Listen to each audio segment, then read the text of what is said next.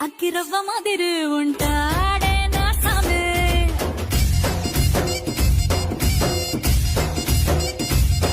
మెత్తాని పత్తి పువ్వుల మరి సంటోడే సోసేకి అక్కిరవ్వ మాదిరి ఉంటాడే నా సామే.